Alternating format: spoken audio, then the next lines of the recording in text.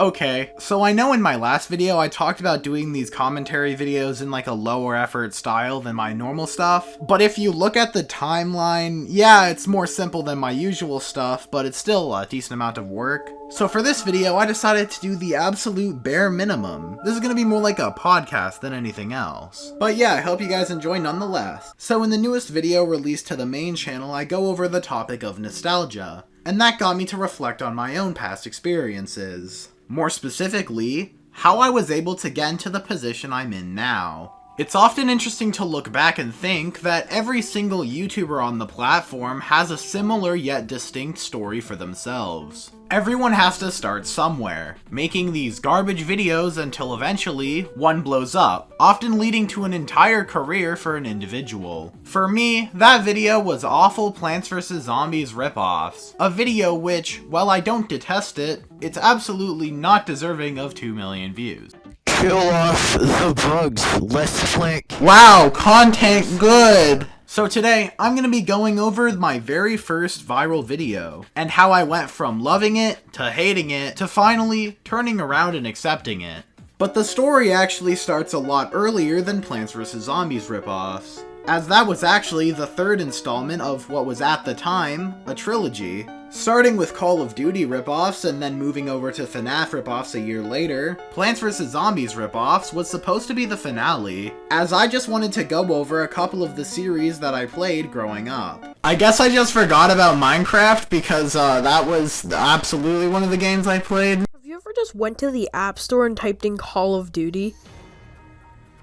Horrible Call of Duty rip-offs would be released January 18th, 2019. While by today's standards it's significantly subpar, with fucked up line deliveries and mid-commentary, it was a far cry from any of my other content at that point, which seems to be mostly made up of short films. The video was inspired by this one about Rocket League rip-offs by this guy Neat Mite. While I was never actually a fan of his channel, I did like what he was doing with the video idea. So I decided to do one myself, but instead of Rocket League, focusing on Call of Duty. That inspiration is actually the reason why I'm just playing the games in this video rather than reviewing them, which is a change that'll happen gradually over the next couple videos. Maybe it's just me, but I feel like every single YouTuber has a bad perception of their older work. Maybe I'm just coping, but the individual in these videos is so different from me today that I don't even recognize myself. And then you craft a crafting table.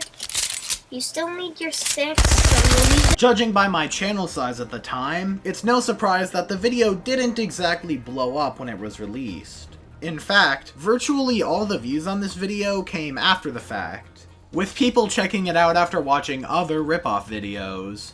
In February the next year, I released the Five Nights at Freddy's rip-off video. The video had a slight bump in editing. However, there was one major mistake that kinda ruined it for me. Now, I'm not sure what caused this, and I'm also not sure how I didn't notice when I was releasing the video, but there was a considerable audio delay. And here he is, boys. Your boy, the Smiley Man. Can you please stop wiggling the mic when you do voiceover? The delay in the voiceover makes this video pretty much unwatchable. And what's weird is that I don't even remember it being there while I was editing. Something else you'll notice is that now there are actual reviews with jokes. While there were a couple of goofs and gags in the Call of Duty video, the FNAF one would have been a lot more consistent with its quality. Again, if it weren't for the audio. Now, I will say it is pretty weird I decided to do a sequel to the video a year after it came out, but I guess I was just in a mood to play more mobile games. And that carried over to June of that year, when awful Plants vs. Zombies rip-offs released. The video was a breakthrough for the time, at least for my channel standards. And even today, it's still pretty safe to say that this video was undoubtedly my magnum opus. While Call of Duty rip-offs started the series, and FNAF rip-offs improved on it, even though it's not that much of an improvement,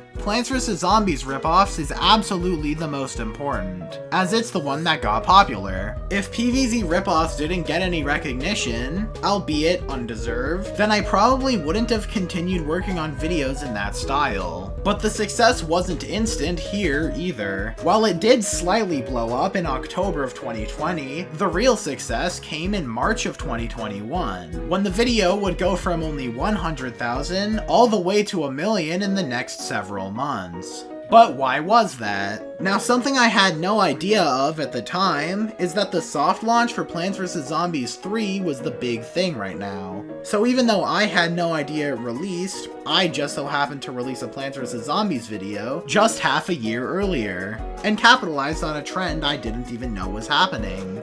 Now, why would the algorithm push a video by some dude with less than 1,000 subscribers that has very little to do with Plants vs. Zombies itself? I don't know. The algorithm is a mysterious thing, I guess. So I was obviously very happy with the success of the video, which prompted me to make more rip-off videos and other types of game reviews. But as the months passed and I saw the video continuing to be my most popular, I slowly started to grow a distaste for it.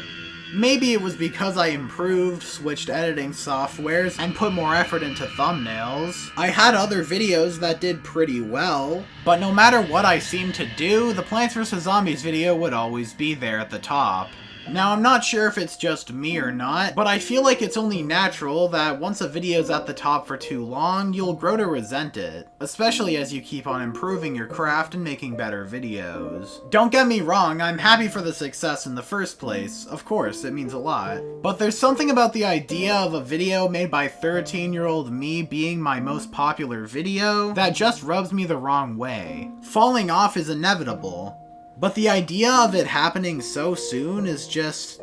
no. Because of this sort of thing, I've always had a bit of a love-hate relationship with the Plants vs. Zombies series. When you look at my 5 most popular videos, 3 of them are relating to the Plants vs. Zombies series. I've always tried my best to keep my content as high in variety as possible. It's always kinda scary having your entire internet presence connected to the popularity of one game, and I really didn't want to be dedicated to that sort of fate as well. Luckily for me, I didn't have to wait too long for another already released video to make its way to the top.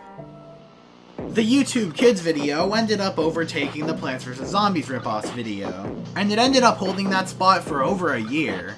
While the YouTube Kids video isn't necessarily my best work either, I was just happy to have a newer video taking the top spot, and one that's at least a little funny. I do also think that it's kinda silly that one of my most popular videos is in a style that I never made another video in the same style of, but nonetheless, there are a couple of reasons why it was the best video to be the face of my channel. It talked about something generally geared towards kids, which was very similar to other content at the time, like the Gotcha reviews or the Race with Ryan video. And most importantly, having a video in an alternate style being so popular shows that the videos I upload are whatever I want, and they don't have to follow a specific format or series.